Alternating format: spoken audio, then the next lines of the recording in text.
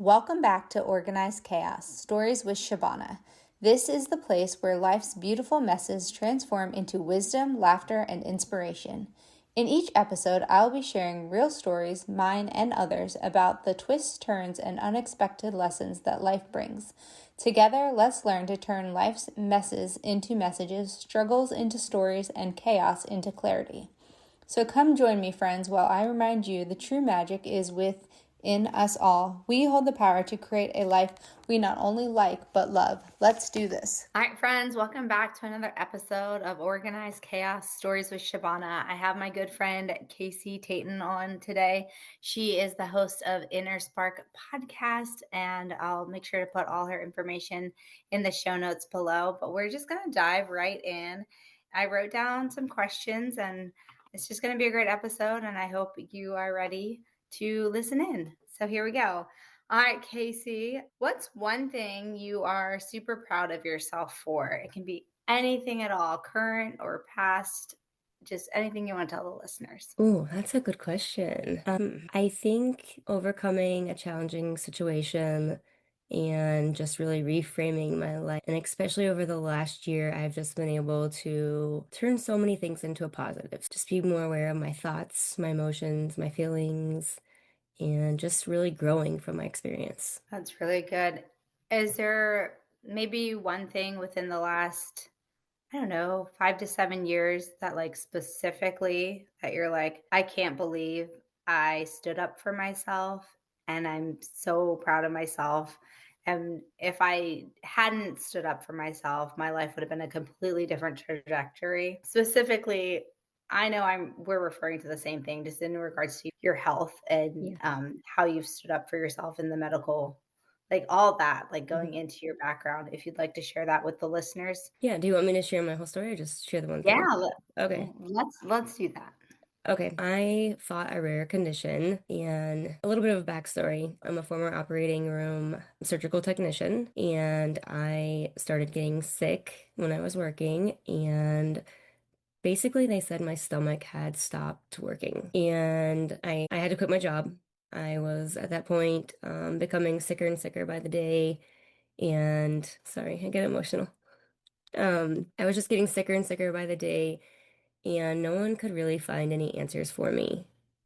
And so I think I feel the emotions because I worked side by side with doctors for so long. And then when I got sick myself, I'm like, you don't have an answer for me. You can't help me. And I just didn't understand it. And I got diagnosed with gastroparesis in my hometown, which basically they were just saying your stomach had stopped and they wanted to put a feeding tube in me. And I was not okay with that. And in this process, they had also accused me of a lot of other things as far as I was red flagged here in our local hospitals, which pretty much means they were saying like I was like anorexic, bulimic, doing it to myself, just seeking attention, seeking medicine. And to me, this all didn't make sense. I you know, I thought I was living my dream job at the time.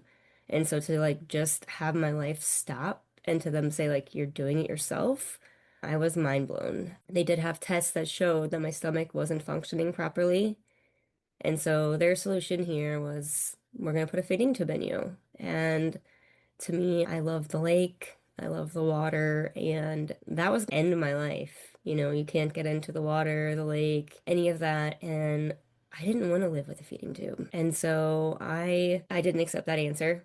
So that's probably like one of the proudest things of that I'm really proud of is that I did stand up for myself and I said no. Like you're not giving me a feeding tube. I'm not settling for this answer. And I fought my way to get dismissed from our local hospital. And I went on to the Mayo Clinic. This story is big, long, and drawn out, so I'm going to give you the shorts of it. I went on to the Mayo Clinic, and I honestly did that with the help of my community, my family. The Mayo Clinic is in Minnesota, and I'm located in Kansas. So here I was, lost my job, didn't have any money coming in, had no idea how I was going to keep my house or anything. And I knew that I wasn't going to get care here in Wichita, Kansas, where I live. So my mom and I went to the Mayo Clinic And when you go there, it's like its own little community, its own little world of different doctors, hospitals, all kinds of things. They treat lots of things there. And I saw a couple different doctors. And the first one, yes, she agreed that I had gastroparesis and, I could try some different medicines. There was different things I could try, but in my gut, I knew there was way more than that. So I continued fighting for answers. I actually had to go back to Mayo a couple times because they would send me home with a medicine, try this, see how you do, go home, so then I would go back and we would stay for weeks at a time and my mom would always go with me. And I ended up seeing a doctor, Dr. Loftus, who was the first doctor that actually listened to me. He actually specialized in Crohn's, and my grandfather has Crohn's, and so they were thinking that maybe I had Crohn's as well. And so they did more testing and ruled out that I didn't have Crohn's, and he acknowledged that he knew there was something else going on. And so he did more testing and in his office and sent me to go see their vascular surgeon. And he's like, I think this is what you have, and I'm pretty sure like we can get you taken care of, and this is a real thing, which was a total ease of my mind after you've been told you were like crazy. I mean, for a while in my hometown, I lived like I thought I was crazy, losing my mind. Like maybe they're right, maybe I'm making all this up.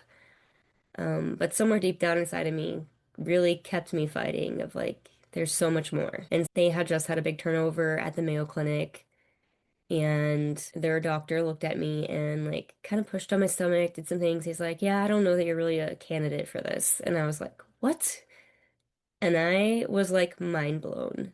I thought I had the answer. And so I went back to Dr. Loftus, and he was actually out of clinic office that day.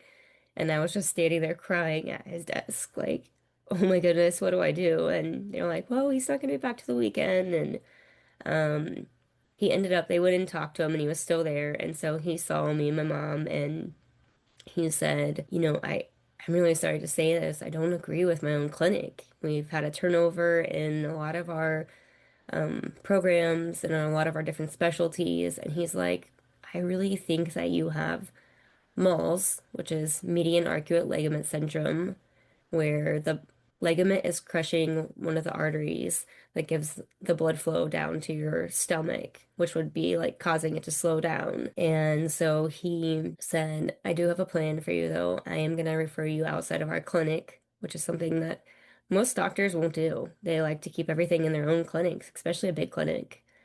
And he referred me to the Cleveland Clinic. And so I went up there for a consult.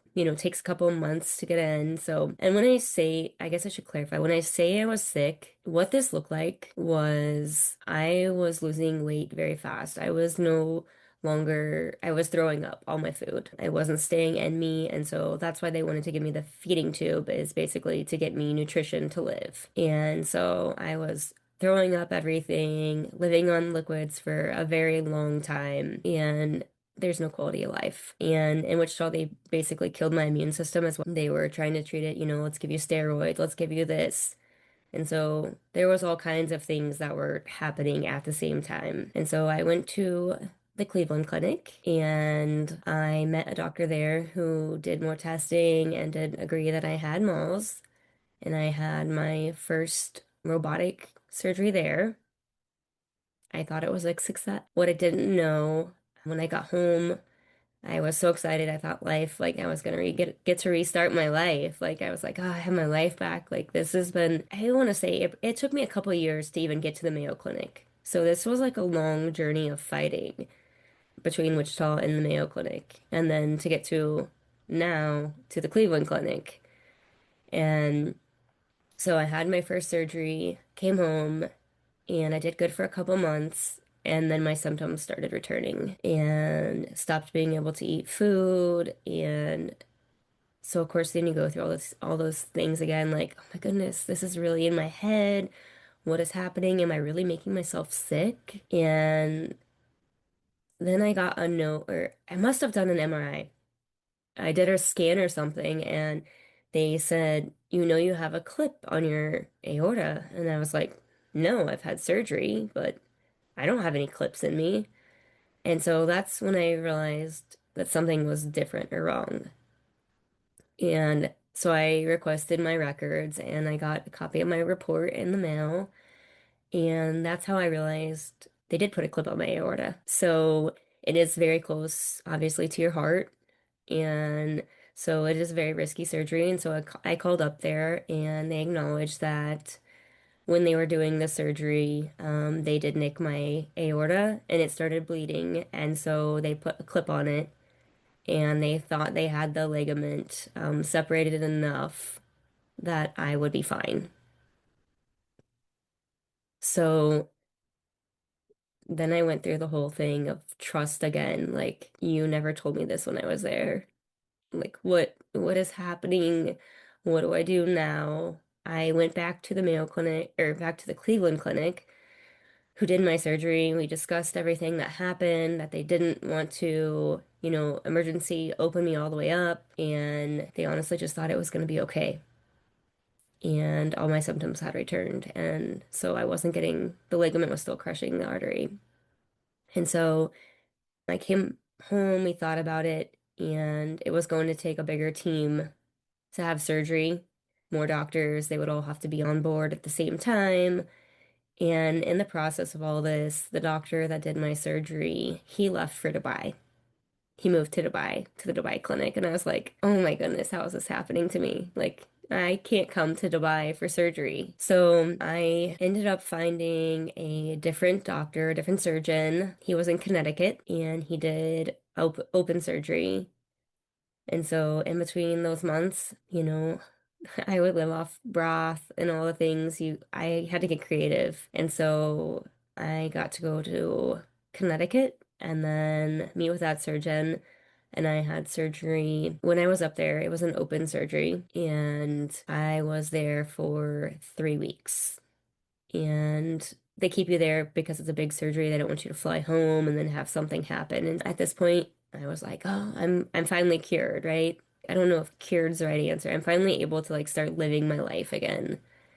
And so after 3 weeks, I flew home and life was going good, but then I still had all of the other conditions. They killed my immune system, all these other symptoms, autoimmune conditions that came along with it. And so I am here now, and my artery did not stay all the way open. I saw a surgeon in Texas actually right before COVID, and I was too anemic for him to do surgery on me again.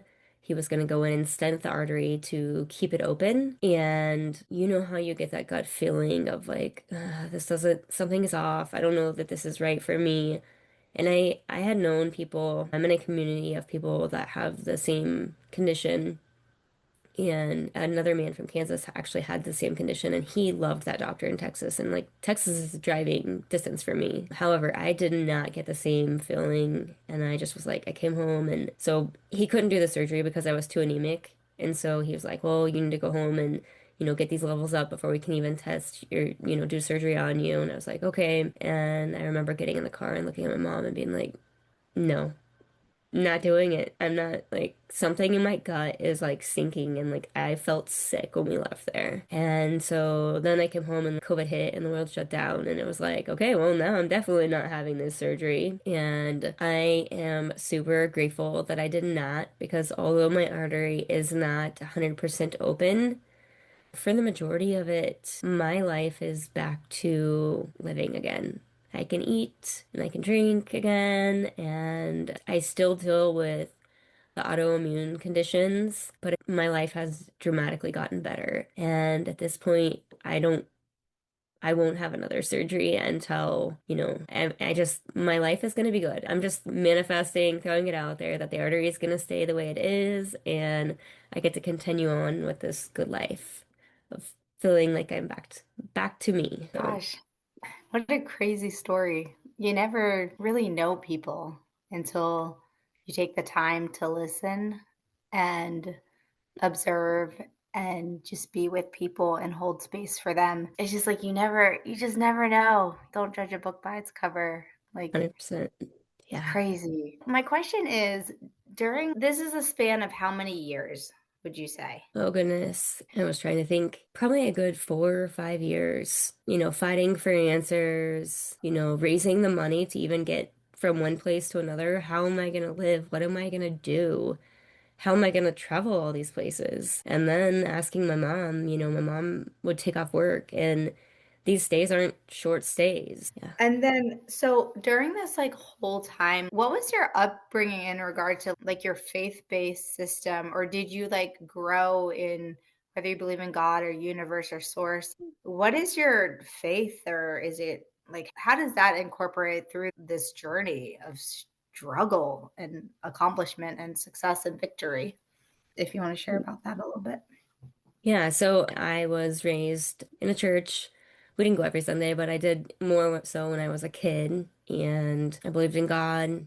However, when this did happen, I think my faith tanked of why would God do this to me? Like, what did I do to deserve this? I thought I had a good job, I had a house, a car, like, and, I'm an adult at this point, living what I think is my dream job. Why would my world just stop? And I'm not saying that, not that anyone deserves this, but you're just like, what did I do to deserve this? Yeah. And so it was definitely an internal battle of, I don't understand why you would give anyone these battles. And honestly, the truth now is I can look back on it. Don't get me wrong, I prayed before every single one of these things, even though I got angry with God at one point. Then I finally had to turn it into, God, this is in your hands. I have no idea why you gave me this journey, this struggle, like this life path, but just show me the guidance and show me some answers. And I think along the way, it got stronger when I had to reach out to the community and publicly share to the community that I was sick and that I needed help. And I had to write a GoFundMe. I didn't write it, my friend wrote it for me. God bless good friends, right? Because I was so embarrassed and she didn't realize how sick I was. She lived far away, a couple hours away. And so she came and stayed with me for a couple weeks. And basically she was like, you have to write a GoFundMe. You can't live like this. And you can tell someone you're sick, but until they're like living with you, they don't Mhm. really know your story. And Yeah. so she actually wrote the GoFundMe for me. And so then it was like airing to the world that I was sick. And so that was a whole Mhm. nother realm of emotions and feelings of like, I'm sharing this to everybody that I'm sick and I'm not okay and I need help. And the community was amazing and they just showered me with love and funds to get to all the places I needed. And actually, before we hopped on this call, I turned on some music and this is my fight song. That was like used to be my sign to like, God, just get me through this. Give me a sign. And I am not kidding you. I heard it setting in waiting rooms at the time. I was getting ready to go back and I was like, okay, God's here with me. Like, this is a Aw. thing. And so I can now look back on the journey and Mm. say it forever changed me. Yeah. And all these years of fighting for answers, having doctors dismiss me because they didn't know what to do with me, finding new doctors that trusted me, and then traveling. I don't know that you want to say the pain was worth it, but the journey was worth it of now I look at life a whole different way and I trust God, universe, whatever anybody wants to call them. It truly changed my faith and made it stronger and opened my eyes to see the world as just a better place than I could have ever imagined. Do you think this struggle has led you to what you do now for your nonprofit that you lead? And Yeah. can you share with everyone what you do and how you have bridged the two to create the masterpiece that you're doing right now? Thanks for saying that. Yes, I run an organization called Little Moments Big Dream Celebrations, and the mission behind it is to bring a smile to any child's face going through any battle. And it led me there because I went through these deep, dark times of, laying on hospital floors and laying there at points thinking, like, there's no hope and no one gets me. And it's a dark room when it's just you and your mom for like hours and like a week at a time. And I was like, I don't want anyone to feel like that again. And Yeah. so the mission is to make the hospital rooms and to celebrate these kids, to make a hospital room not feel like a hospital really is the mission. And so we do birthday parties. We have a lot of cancer kids. We do milestone treatments. We do like end of chemo, end of different treatments they go through. We have snack carts at one of the hospitals. I do two hospitals, and we also do sunshine bags. So the sunshine bags are for any kid that's been there for, a week or two that really needs a smile. And it's really to let these families and the kid know that they're not alone during these hard times. Because that is one thing that I did feel is really alone. So I just, it's all supported by the community. Yeah, it's just a blessing. How long have you been doing this for? Almost 7 years. Oh my gosh, wow. And how do you raise the financial piece to it? Because I can imagine it can get pricey. Kids to bless. So I go out and I speak to our community a lot. We do all kinds of different events, businesses. I go out and speak to them. I really Mhm, try to get the community involved. I'll go to like Girl Scout groups, mhm. schools. I'll go speak at schools. I want other kids to pour their love into other kids, and which is a blessing because when I go out and speak to kids, Yeah, someone normally in the room will raise their hand and say, I have a kid, a cousin that's been in the hospital, or I have a sibling that's fighting this condition. yeah, And so it's any kid fighting anything is just to bring, they could be have a broken bone, and I want to bring a smile because any time in there is way too long. yeah. So Uh, we have an Amazon wish list. oh, awesome. Okay. We'll have to Yeah, put that in the show notes.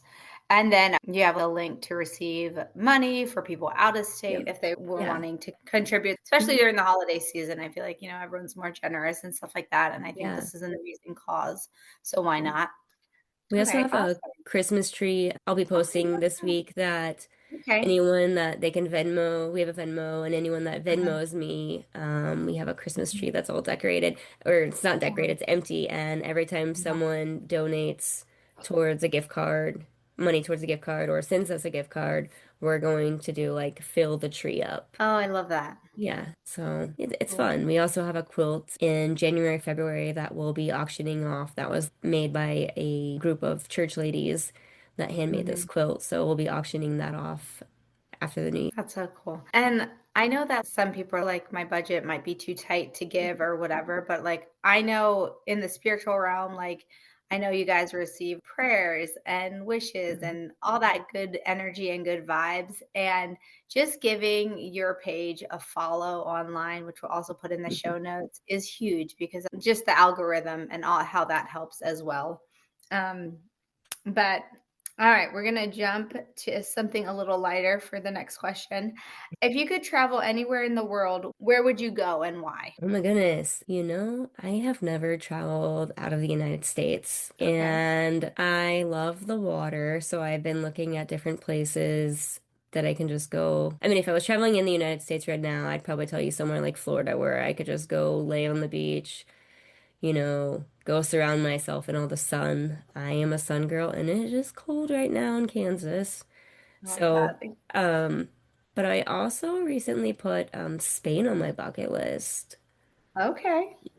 There's a couple different countries that I was like, I think I need to get more adventurous. Yeah. That's that's amazing. I like that. I have not been to Spain. I've been to Costa Rica. That's a beautiful place. Oh yeah. All right. Um, what's your favorite thing about the holidays? Oh, this is a good one. Because I spent so much time in the hospital around the holidays, and that is weighs heavy on my heart. I think finding joy in every Mhm. moment and just being present and realizing what you have around you. Just your friends, your family, even if it's not your biological family, like no matter who it is, even if it's, friends far away, just really, I think I'm big in connection, Yeah. connecting and joy and just finding the joy in everyday moments. And it seems like holidays can be really hard on people, but I also really like the holidays. I'm kind of cheesy about holiday Christmas movies and Oh watching yeah, The Elf sure. is probably my favorite. Yes, And that's a good one. yeah, and I love seeing Christmas lights. So I think there's this just magic that you can bring to the holidays, and it doesn't even have to be. I do love giving people gifts. I will say that.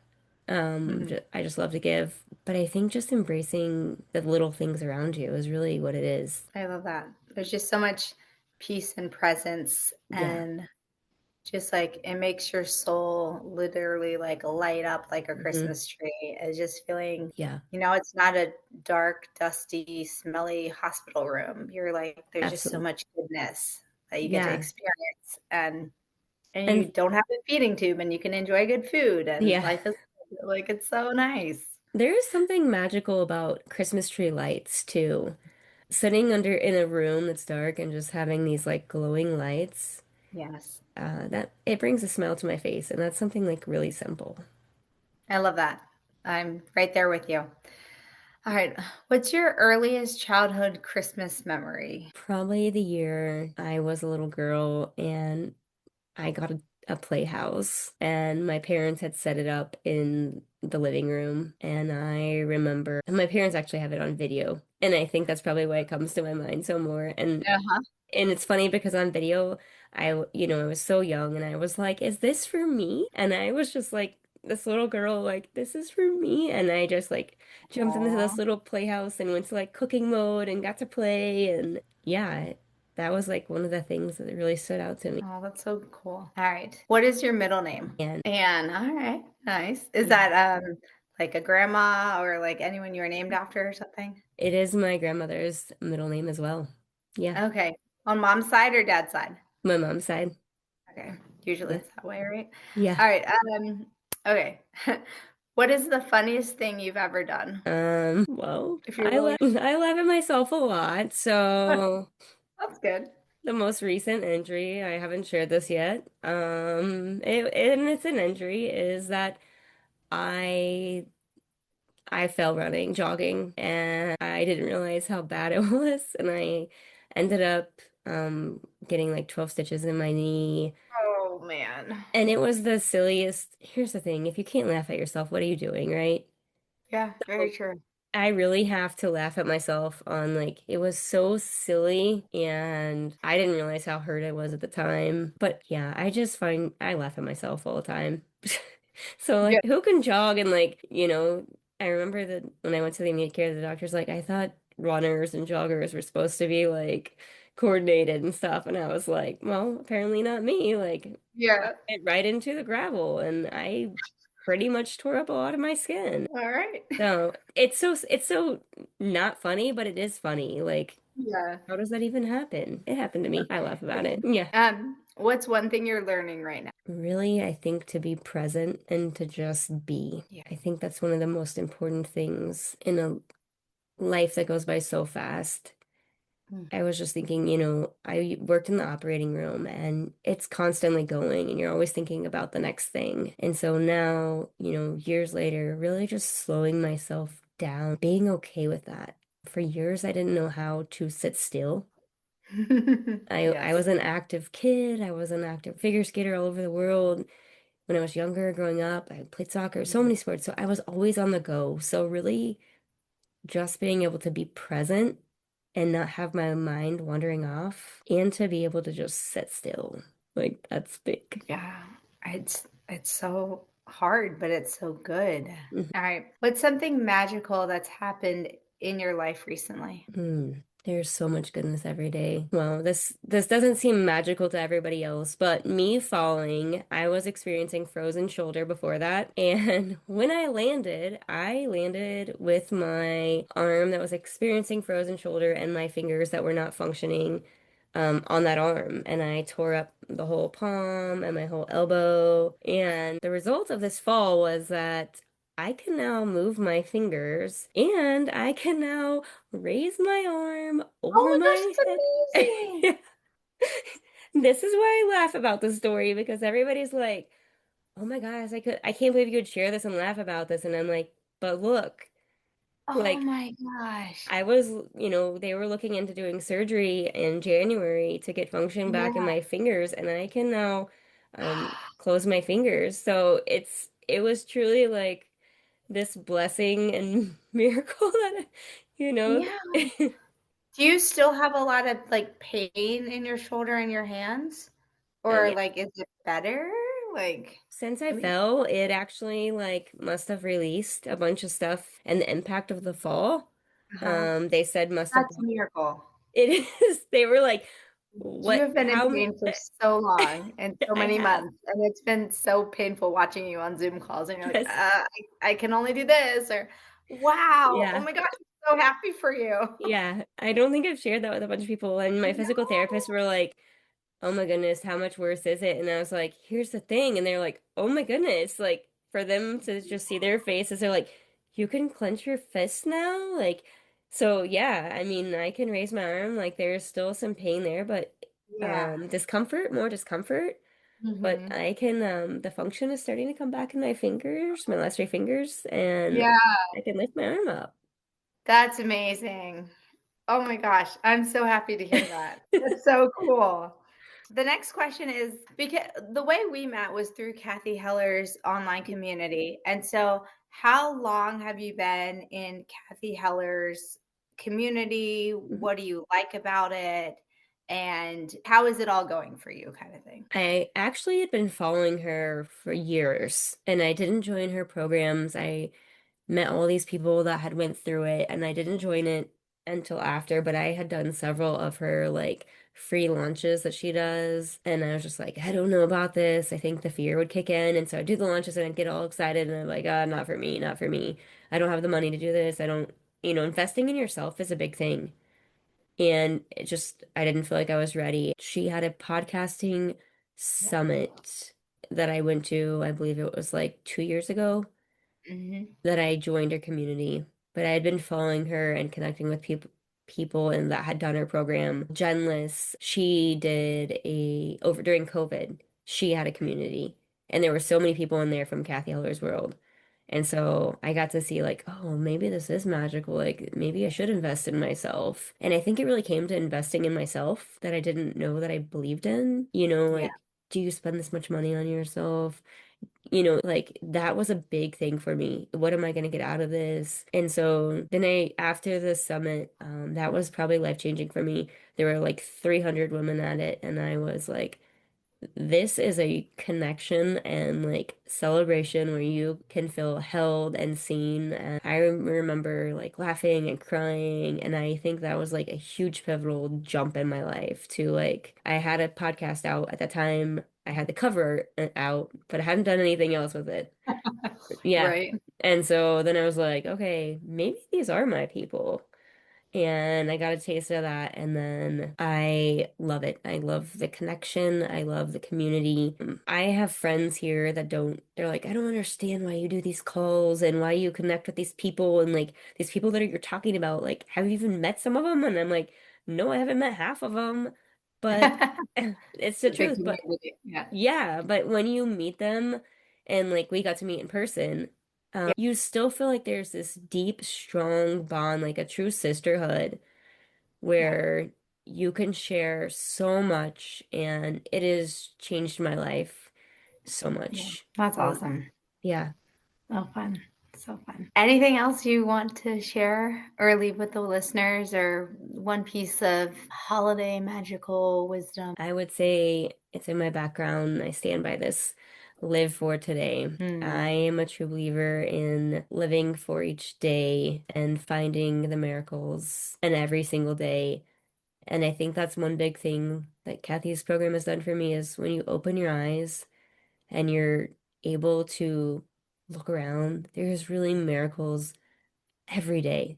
And it could be going outside for a walk and just getting fresh air and just really connecting back with your heart and who you are. And yeah, there's so much magic in it. So, and I hope everybody has a good holidays, whatever that looks like for them. Let there be some light and let there be some joy. And it doesn't have to be anything big. It could be playing a game or, just Yeah, hugging somebody. Just finding the joy and the light in every moment you live for. that's beautiful. I love it. All right. Since it's the season of giving and receiving and holiday magic, what's one thing on your Christmas list for Santa? Ooh, I probably should go back to that kid zone and make a list. Yeah, because I you're don't good. really, yeah, I haven't made a list this year. It's coming up soon. I He wants to. know. I know. I should go do that. I think you just inspired me. Nice. I Um, sometimes think that when we get older, I'm like, yeah. even though I will be the adult that goes sits on Santa's lap, like, Oh, yeah, and have the absolutely. fun in that, because I think there's just some magic about that. Yeah, Um, absolutely. but yeah, I didn't make a list this year, and so thank you. There's still time. There's still Yeah. time. Okay, this is the last question, I think. What are you currently trying to manifest? Whether it's financially or something with your podcast or a Yeah. diamond ring, who knows? I mean, all that's great, right? I would like to speak on stages. That is Okay. my next thing is there's been some big callings on my heart about different topics and yeah, I want to share my voice even bigger with the world besides just my podcast. Mhm. And I think, yeah, and that's what I want to do. I get excited about it. I see myself on stages, which is crazy because I never thought I would say that. But yeah, Mhm. I would love to go speak on stages. And 2026 is right around the corner and Yeah. let it be. So Yes. awesome. I'm excited to see you on stage. So Yeah. it'll be great. You're welcome. And then where can our listeners find you and follow you and all that good stuff? I am on Facebook as Casey Taton. I'm on Instagram as CA Taton. You can follow my party pages, Little Moments, Big Dreams Celebrations on Facebook. On Instagram, it's LMBD Celebrations. You can listen to me on Inner Spark podcast. I think that's all. Okay. Sounds good. We'll put it in the show notes also, but it's always good to hear it too. So, Yeah. all right. Well, thank you so much for coming on to my crazy last minute podcast. And I love it. So it's fun. Thanks So, for having me. hey, you. Yes, you. Thank you so much for listening to Organized Chaos Stories with Shabana. If you love this episode as much as I did, hit that subscribe button, leave an outstanding review, and share it with a friend who needs some inspiration. Thank you for being part of this community. Remember, in every bit of chaos, there is always a story waiting to emerge.